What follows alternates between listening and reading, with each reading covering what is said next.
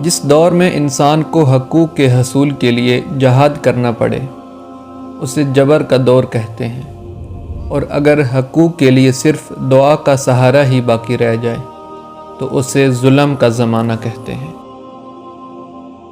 سانس کی موت سے پہلے بہت سی موتیں ہو چکی ہوتی ہیں۔ ہم سانس کو موت سمجھتے ہیں، حالانکہ سانس تو اعلان ہے ان تمام موتوں کا جو آپ مر رہے ہیں۔ ضمیر کی آواز پر کان نہ دھرنے والے بڑے بڑے محلات میں رہنے کے باوجود اپنے پیچھے ویرانیاں چھوڑ گئے۔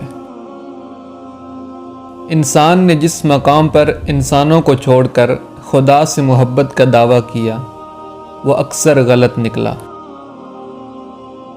انسان کی سوچ کتنی لامحدود ہے کہ وہ ہر چیز کے بارے میں سوچ سکتا ہے، لیکن یہ سوچ کر شرمندہ ہو جاتا ہے کہ انسان خود ہی محدود ہے۔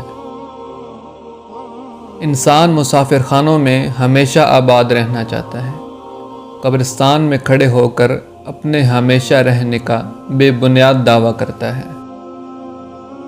ہمارا ہونا کس کام کا اگر ہمارے نہ ہونے کا کسی کو کچھ فرق نہ پڑے؟ ہم خیال لوگ ہم سفر ہو جائیں تو منزل آسان ہو جاتی ہے۔ اللہ کا بڑا کرم ہے کہ اس نے ہمیں بھولنے کی صفت دی، ورنہ ایک غم ہمیشہ کے لیے غم بن جاتا۔